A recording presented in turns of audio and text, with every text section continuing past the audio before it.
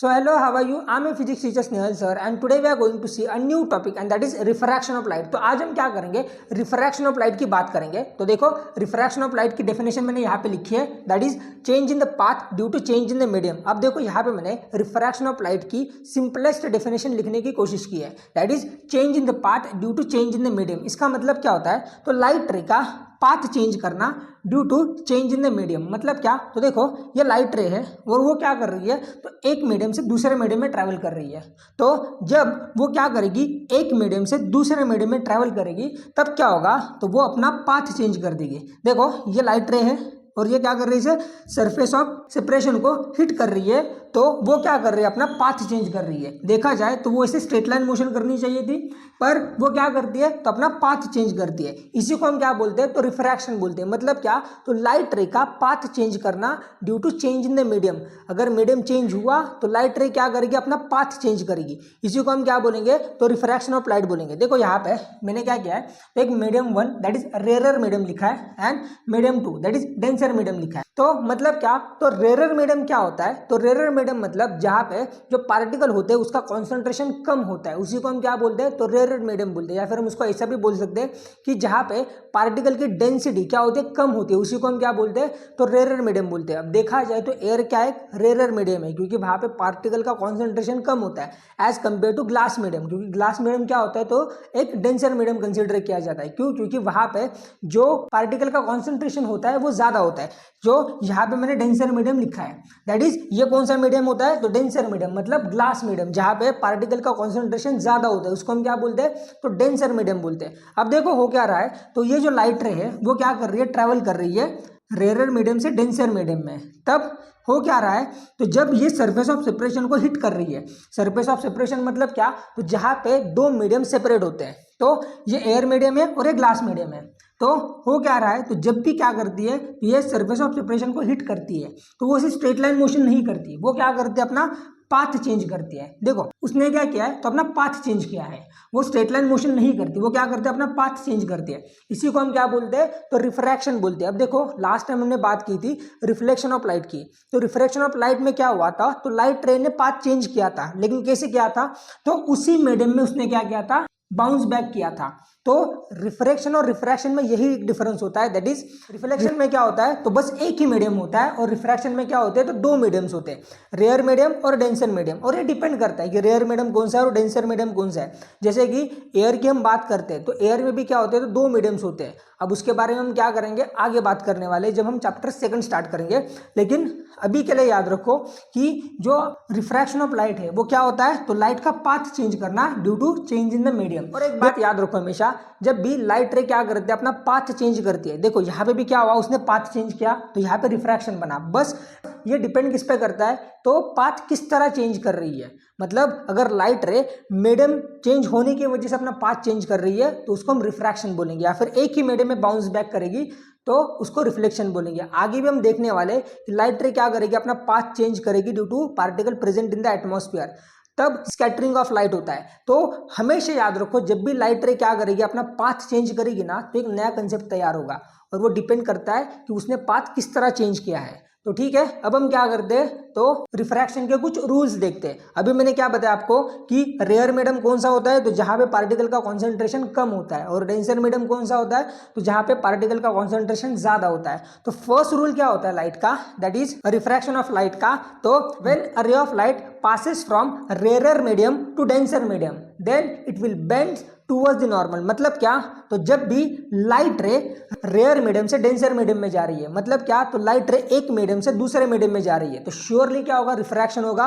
और रिफ्रैक्शन कैसे होगा, तो अगर वो रेयर से डेंसर जाएगी तो वो बेंड करेगी, लेकिन बेंड कैसे करेगी, तो वो नॉर्मल की तरफ बेंड करेगी, तो surely it will bend towards the normal, तो वो नॉर्मल की तरफ आएगी। देखो ये क्या हो रहा है, तो सीधी जानी चाहिए थी, लेकिन क्या हो रहा है, वो नॉर्मल की तरफ आ रही है। ये क्या होता है, तो आपका फर्स्ट रूल होता है रिफ्रैक्शन का। मतलब जब भी कोई रे रेयरर से डेंसर मीडियम में जाती है तो क्या होता है, surely it will bend, but it will bend towards the normal, तो वो नॉर्मल की तरफ आती है। ये होता है फर्स्ट रूल।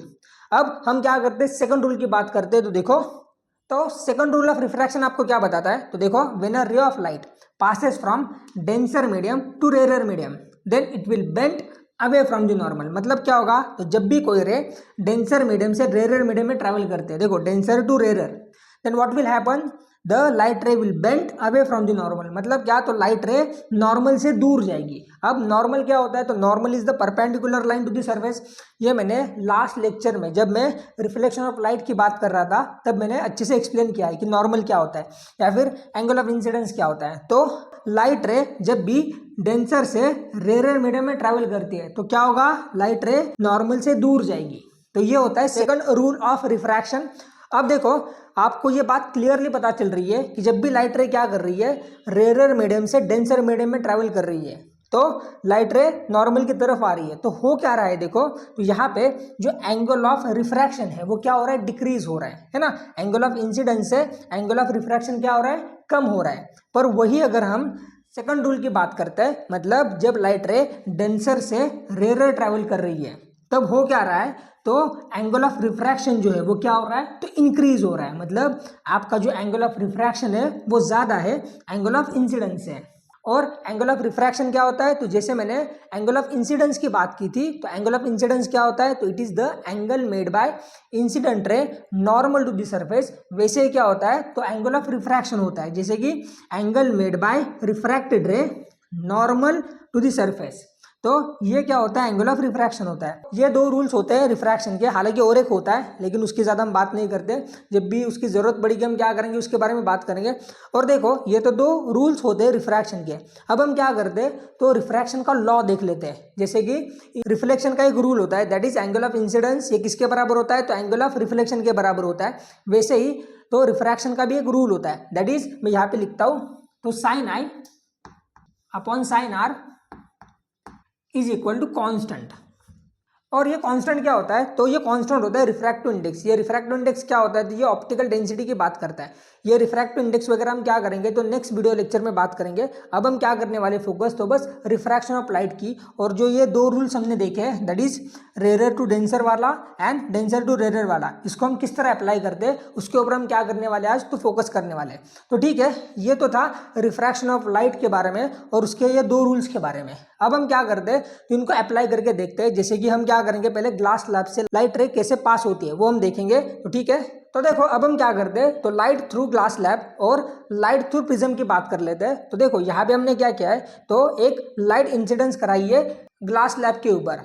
अब देखो यहाँ से क्या होगा, स्टार्टिंग में तो लाइट रे ट्रेवल करेगी एयर मीडियम से डेंसर मीडियम में, क्योंकि जो एयर मीडियम होता है वो एक रेयर मीडियम कंसीडर किया जाता है और जो ग्लास मीडियम होता है वो एक डेंसर मीडियम कंसीडर किया जाता है। क्योंकि देखो ग्लास मीडियम में क्या होता है, तो पार्टिकल का कॉन्सेंट्रेशन ज़्यादा होता है। हम ज़्यादा भी नहीं बोल सकते, पार्टिकल की डेंसिटी ज़्यादा होती है। क्योंकि देखो ग्लास मीडियम में जो पार्टिकल्स होते हैं ना, वो एक दूसरे से चिपक के होते हैं। पर वही अगर हम क्या करते हैं, एयर मीडियम की बात करते हैं, तो एयर मीडियम में क्या होता है, तो पार्टिकल से दूर दूर होते हैं। ठीक है, तो हम क्या करेंगे, तो लाइट रे को एयर मीडियम से ग्लास मीडियम में ट्रेवल कराएंगे। तो क्या होगा, देखो लाइट रे क्या कर रही है, तो एयर मीडियम से, दैट इज रेयर मीडियम से डेंसर मीडियम में जाएगी, मतलब एयर थ्रू ग्लास। तो क्या होगा, लाइट रे बेंड होगी। क्यों बेंड होगी, क्योंकि रिफ्रैक्शन है। तो लाइट रे किस तरह बेंड होती है, तो लाइट रे बेंड्स टूवर्ड्स द नॉर्मल। वो क्या करेगी, नॉर्मल की तरफ आएगी। तो देखो ये ऐसे नॉर्मल की तरफ आके आगे ट्रेवल कर जाएगी। देखो ये क्या है, तो नॉर्मल है, तो लाइट रे ने क्या किया, नॉर्मल की तरफ बेंड किया। देखो और अब क्या होगा, तो लाइट रे डेंसर से रेयर मीडियम ट्रैवल करेगी, मतलब ग्लास से एयर मीडियम जाएगी। तो क्या होता है, तो जब भी लाइट रे डेंसर से रेयर मीडियम में जाती है तो वो बेंड करती है। कैसे, तो नॉर्मल से दूर जाती है। तो सपोज ये उसका नॉर्मल है, तो लाइट रे किस तरह ट्रेवल करेगी, तो light will bend away from normal. मतलब क्या, तो अगर लाइट रे डेंसर से रेयर मीडियम ट्रेवल करते हैं, अब देखा जाए तो glass is a denser medium and air is the rare medium, इसलिए क्या होगा, लाइट रे बेंड करेगी।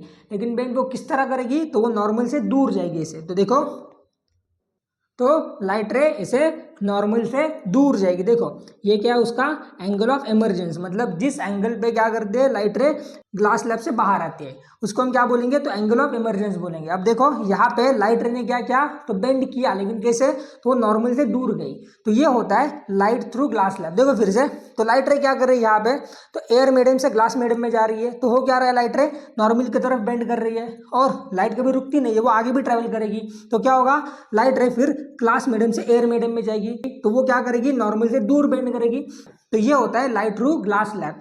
अब देखो, अब हम क्या करते हैं, तो सपोज ये जो इंसिडेंट रे है वो आगे प्रोड्यूस करते हैं, मतलब क्या, तो देखो ये ऐसे मैंने आगे प्रोड्यूस की, तो देखो क्या हो रहा है, तो जब हम क्या करते हैं, इंसिडेंट रे को आगे प्रोड्यूस करते हैं, तो आपको क्या मिलता है, तो ये दोनों रेज पैरेलल मिलती है।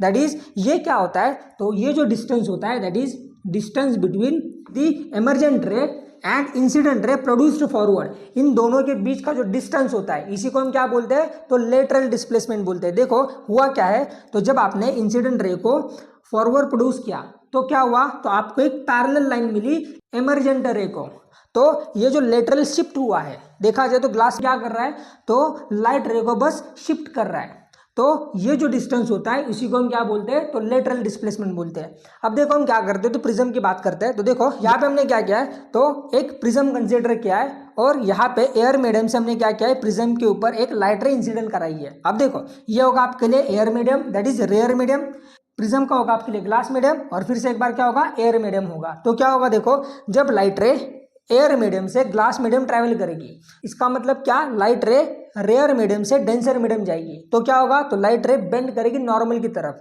अब देखो ये क्या है, तो सरफेस है, तो उसको परपेंडिकुलर क्या है, तो नॉर्मल है, तो लाइट रे क्या करेगी, तो नॉर्मल की तरफ बेंड होगी। तो देखो इसे लाइट रे ने क्या किया, तो नॉर्मल की तरफ बेंड किया, नॉर्मल की तरफ आई, क्योंकि लाइट रे रेयर मीडियम से डेंसर मीडियम में जा रही थी, क्योंकि air is a rare medium and glass is a denser medium. तो जब लाइट रे रेयर मीडियम से डेंसर मीडियम में जा रही थी, तो क्या क्या उसने नॉर्मल की तरफ बेंड किया। अब देखो ये क्या करेगी, लाइट रे यहाँ से बाहर निकलेगी, मतलब ग्लास से एयर ट्रेवल करेगी, दैट इज डेंसर से रेयर जाएगी, तो क्या होगा, तो लाइट रे बेंड करेगी नॉर्मल से दूर, मतलब light will bend away from the normal, मतलब लाइट रे नॉर्मल से दूर जाएगी। कैसे, तो देखो ये अगर सरफेस है तो उसको इससे परपेंडिकुलर क्या होगा, नॉर्मल होगा। तो लाइट रे जब डेंसर से रेयर मीडियम ट्रेवल करेगी तो क्या होगा, it will bend away from the normal, मतलब ये क्या करेगी, अब नॉर्मल से दूर जाएगी। देखो लाइट रे ने क्या किया, बेंड किया, लेकिन कैसे, तो नॉर्मल से दूर गई, ये नॉर्मल है, ये सरफेस है तो उसको नॉर्मल, तो लाइट रे ने क्या किया, नॉर्मल से दूर बेंड किया। सिमिलरली यहाँ पे क्या हुआ था, तो जब रेयर से डेंसर मीडियम जा रही थी तो लाइट रे ने क्या किया था, तो नॉर्मल की तरफ आई थी। देखो ये नॉर्मल है तो नॉर्मल की तरफ आई, देखा जाए तो लाइट इस तरह ट्रैवल करेगी ऐसे, अगर प्रिज्म नहीं होगा तो लाइट रे ने क्या किया, तो नॉर्मल की तरफ बेंड किया, देखो ऐसे नॉर्मल की तरफ आई है वो। तो यहाँ पे आपको क्लियरली पता चल रहा है कि एंगल ऑफ रिफ्रैक्शन क्या हुआ है, डिक्रीज हुआ है, एंगल ऑफ इंसिडेंस है। So this is it for today. अगर आपको वीडियोस अच्छे लग रहे हैं तो प्लीज लाइक कर देना, शेयर कर देना एंड यस चैनल को सब्सक्राइब कर देना and thank you so much for your time.